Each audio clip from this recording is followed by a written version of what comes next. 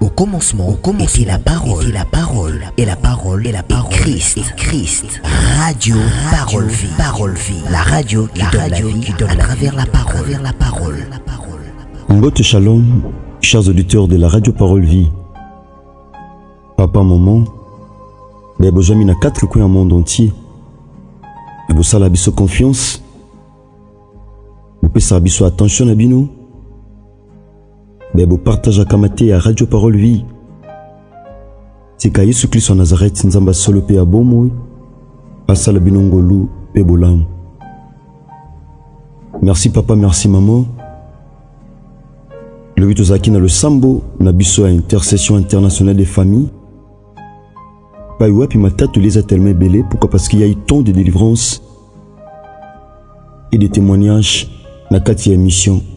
Bienvenue dans le Seigneur. Lelo, par la grâce de Dieu, Nengato Kabula Lobananzamb. Bien-aimé, la Bible dit le juste sont délivrés par la connaissance. Bayenge bene. Bazoka délivrance kakate, nakobeta maboko. Nakokila bilei. Kasi mingi makasi koleka. Naliloba pambate. Makome lobi na pasi na bango. Balela ke pai na kolo. Bongo ye atinda ki liloba. Et liloba yango e kangolaki. Bien-aimé, nous avons besoin de la parole de Dieu. Nous en avons posé liloba na nzambe kat na bomo na biso. Pambati yango disons que espoir kat na biso. Mon frère, ma soeur, maman, papa. Tom sou panda ko zolandanga. Mutema na yo ezamba pota. Ils ont saigné suite à la déception. Omo ki le pesa yo. Oba fiancé ba pesa yo. Olibala e pesa yo. Oyo mboko fandi e pesa yo parfois. Nanzila ba réalité na yango. Mais Eza, la circonstance y a vie. J'aimerais te dire ce matin, le Dieu que nous prions, le maître des temps et des circonstances. Chers serviteurs de Dieu, chers membres de la famille, chers auditeurs, chers auditrices de la radio Parole Vie, vous qui êtes prochés en ce net moment, bienvenue dans le Seigneur. Nzamba tininga na tonga lelo na yebisa yo. D'ailleurs, je ne pas na l'heure où boza branché na radio, to na ba chaîne na biso YouTube. Nzamba tininga na tonga lelo na yebisa yo. Ne perds pas l'espoir. Bien-aimé dans le Seigneur, ko perdre espoir te. Pambate espoir na yo yango za attaché na rémunération. Okozali futi na lo sambo ozosala. Ata miso ezomona te. Ata maboko ezosimba te. Ata makolono ezokoma te pa esengeli okoma. Mais j'aimerais te dire, bien-aimé dans le Seigneur, ce matin, ne perds pas l'espoir. Car il y a de l'espérance pour tous ceux qui vivent. Bien-aimé dans le Seigneur. Obungisa elikiate. Ata santé zo simbate. Ozo melaba kisi à tout moment. Le but que zo yate. Ozo salabe fort na bo moto. Po bima na situation na ozo tungisa yo bien-aimé dans le Seigneur. Kasi zo simbate. Ngene biso ko perdre espoir te nanu silité. O esili pa batu pa nzambe nanu esilité. O batu ba clôturer nzambe nanu clôturer te. O batu ba kangisi nzambe nanu kangisi te. O batu ba sukisi nzambe nanu sukisi te. Je voudrais te dire, bien-aimé dans le Seigneur. Et pas batu ba osuka eza pas wapi nzambo ndimela azobanda. Yesu Masia Nazareth nzamba solo pe abomoui. ya kopedre espoir te. Likambo ezotungiso lelo eza na baye oyo etungisa bango basala Nzambe confiance babima na yango. Eza baye babela maladi oyo ezotungiso lelo grave kutu koleka yo basala Nzambe confiance batalela ye lelo pendant que tozoloba boye bazokumisa Nzambe ekoma lisolo akobeta. Et je te dis ce matin, bien-aimé, tes cicatrices peuvent aussi devenir demain un heureux témoignage. Il suffit tout simplement de ça Nzambe confiance. Maladi wana te boma bato atoka sango e boma bato. Yaya, ona yo ça sera pas le cas. Et ezalaka te pona yo bien-aimé dans le Seigneur. Il y a thème de partager na tonga lelo. Ezali ne perd pas l'espoir. Kubungisa elikiate. Bienvenue dans le Seigneur.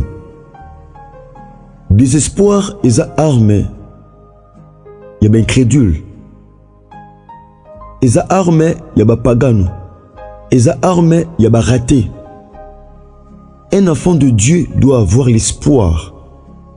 Mwana na Nzambe esengeli na ete kubungisa elikia. Esengeli azana elikia. Et même si aujourd'hui je n'ai rien, mais demain j'aurai. Même si aujourd'hui je souffre, demain je me sentirai mieux. Même si aujourd'hui ça va pas, mais demain ça ira. C'est ça, bien-aimé dans le Seigneur, l'attitude que peut adopter un enfant de Dieu.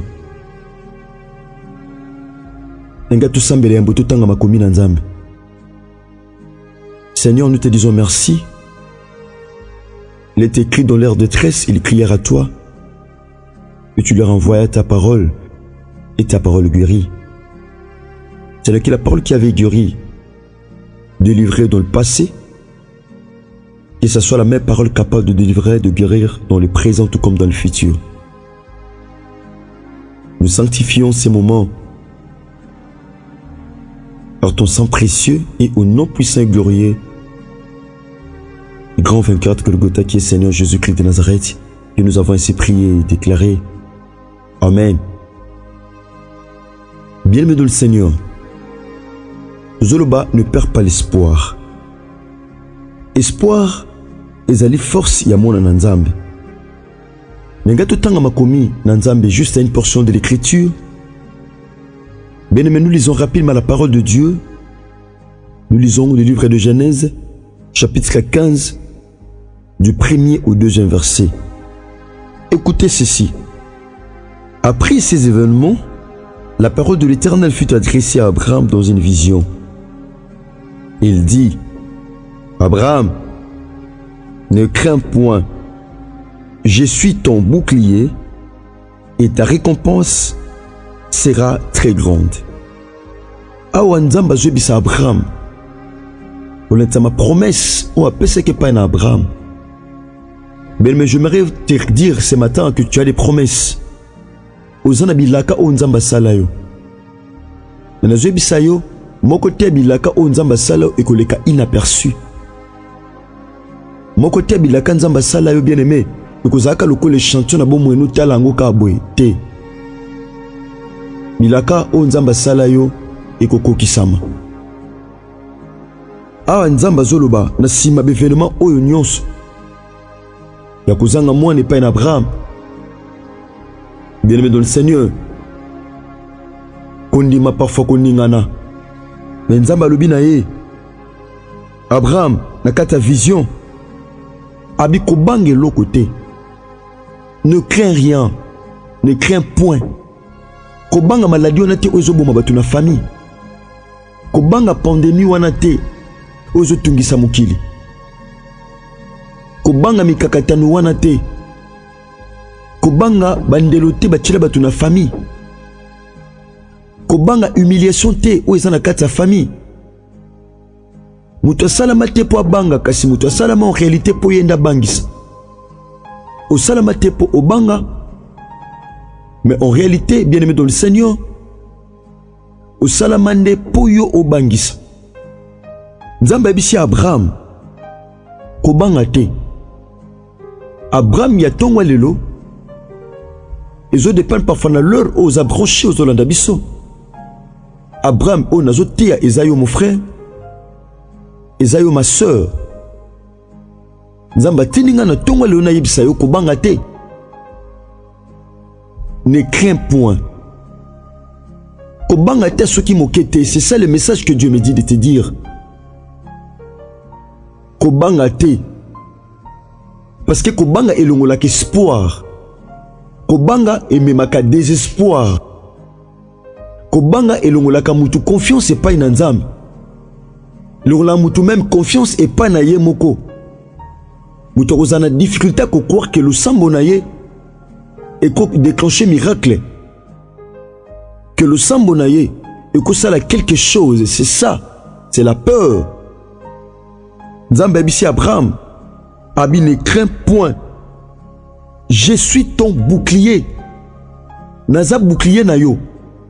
Pasi wana ozo bange ko yana gauche. Écoute ananga o naza bouclier. Pasi ozo banga wana. Ekoki pe ko yana droite. Écoute ananga pourquoi? Parce que je suis ton bouclier. Ngai nde naza bouclier na yo. Ngai nde bouclier na ko bange lo côté. Mon frère Ozobanga, pourquoi? Parce que maladie la tinzoto. Parce que soni na kati libota. Parce que bandoto za mabe. Parce que humiliation fait na kati sa famille. Nzamba bina biso ko bange lo côté.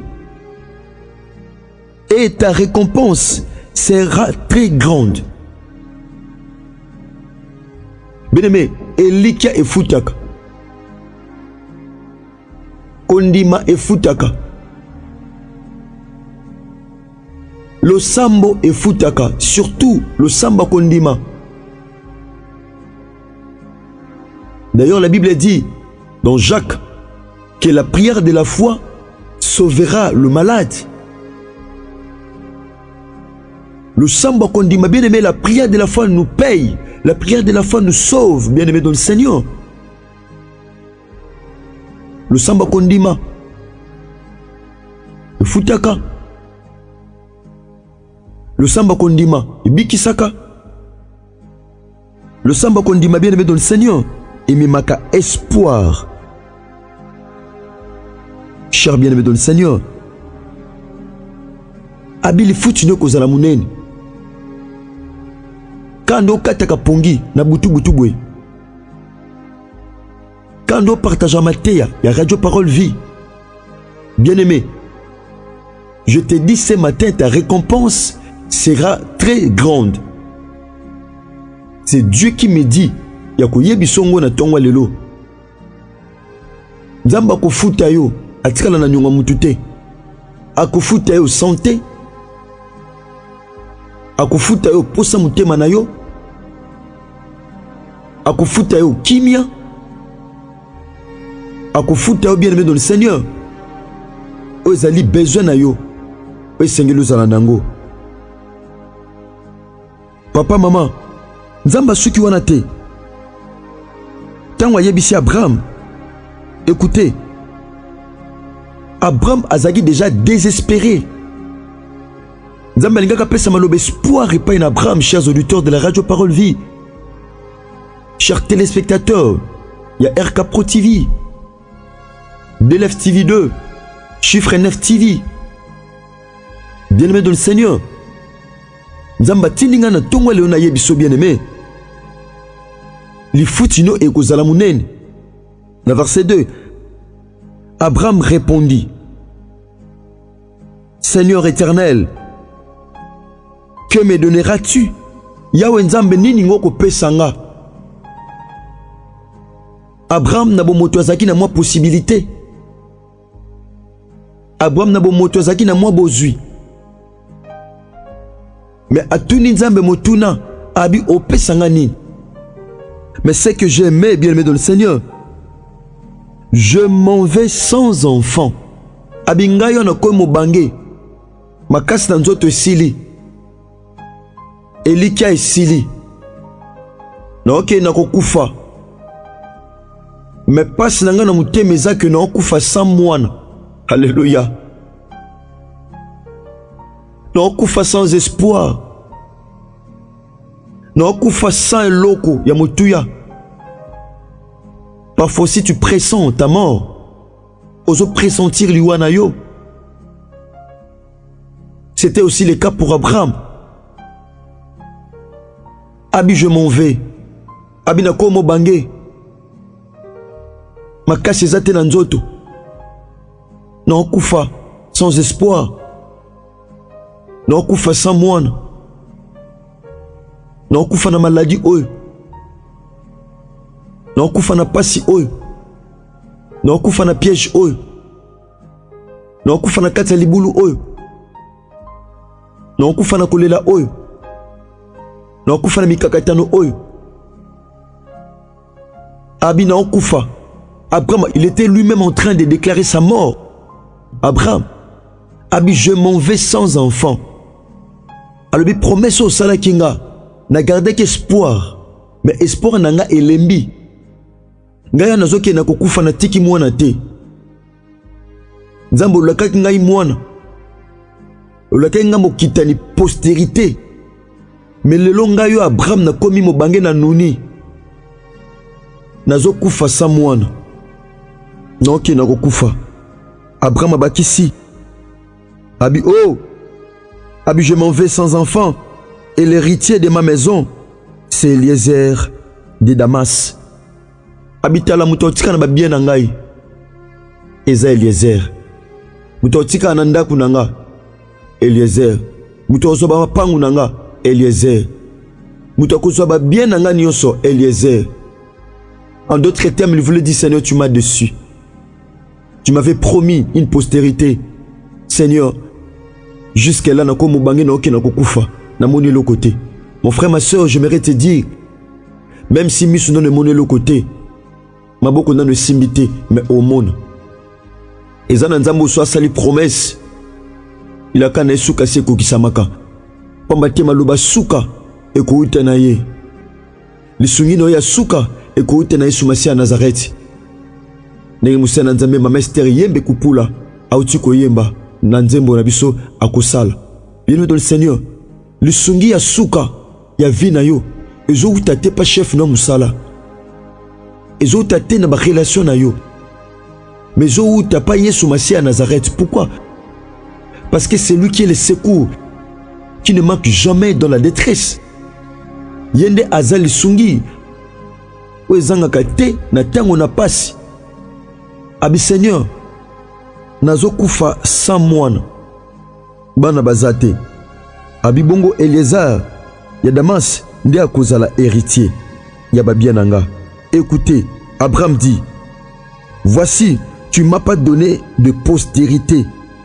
Oh, kolotalo pesinga bokitanité. Abraham avait perdu l'espoir. Mon frère, ma soeur, ne perds pas l'espoir. Abraham azolo banzamba tikili etan loba. Parfois loba. Parce que non nous simbité aux anango pour ça. Oui. Dieu te laisse le temps de parler. Dieu te laisse le temps de prier. Dieu te laisse le temps de jeûner. Dieu te laisse le temps d'implorer sa miséricorde. Dieu te laisse le temps. Nzamba tikila ki Abraham tan loba. Aloba na kati lo sambo. Aosa lo sambo la lamentation. Abo pesinga mwana te. As lamentation sangana na supplication. O pesinga mwana te. Ngawe nazo kufa sa mwana.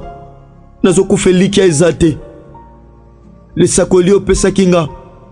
Et la ka osala kinga. Le commis sans effet. Et ça a été fait mon côté na bomwenanga. Peut-être que ça peut aussi être le cas pour toi, mon frère, ma soeur. Awa. Abraham. Abino ki na okufa. Abu yebisa ngo pesa nga mwana mo pesinga lokote. Abi oyebisa kinga. Voici tu m'as pas donné de postérité. Et celui qui est né dans ma maison sera mon héritier. Na ozaka o abotem nanda kunanga. Yanam to ozalam héritier. Verset 4. Alors la parole de l'Éternel lui fit adresser ainsi. Oh! Nzamba tikolo ba poalo ba mutasuka. aotika ba jaloux na ba loba puya loba mutu suka aotika benemi no ba loba puya loba mutu suka aotika ba problème nyoko la puya telema mutu suka. Job dit: je sais que mon rédempteur est vivant et il se lèvera le dernier et il agira. Atikaki bokone kota non na nzoto bonga telema. Atikaki sone kota na liboto no bonga telema. Atikaki passer la to na nzoto bonga telema. Je me te dit ce matin a otiko bongote. Yendem tazana kisho longola ka soni.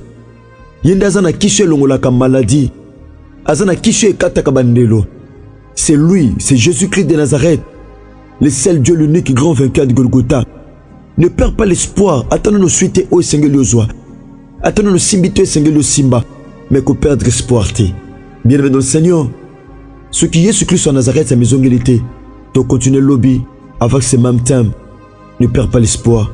Sinon, c'est qu'à Jésus-Christ en Nazareth, Nzamba solo pe abomo ya pambolayo. Je l'ai toujours dit. Nasimako kamati ya lokola bien aimé. J'attends que Sambela yebisa Seigneur. Le batata boko nezo silate. Kolo isumasa Nazareth pas suezo silate. Sonyo zo longwangate. Kolo bikakate nezo latanga tango nyoso na nzoto. Kolo tika misu na otata emuna o nazalango comme problème. C'est alors que Nzambe il dira encore un mot n'ingesa melaki Abraham. Merci. Ce qui est Jésus Christ en Nazareth sa maison ngélité tukutani bongo lobby. Bongo ndeko no Sambela na biso longo. Bien-aimé. Menanzela ya intermédiaire aux amaté pas bato. Parfait tant que soyez été. Ce niveau nous avons été directement à Radio Parole Vie. Donc on s'est mis sur la télévision. Bah numéro est aliwana. Tu peux bah donc on s'est mis sur la WhatsApp. Numéro est ali plus 243 89 75 70 917. Merci. On est à la Kingai Leki Nabino, moi Nabino, Pasteur Nabino. Yaya Pena Bebaza Baleke Painanga, Pasteur Herbie Héritier Bissiamou, mon tatananga Jean-Paul Mayata.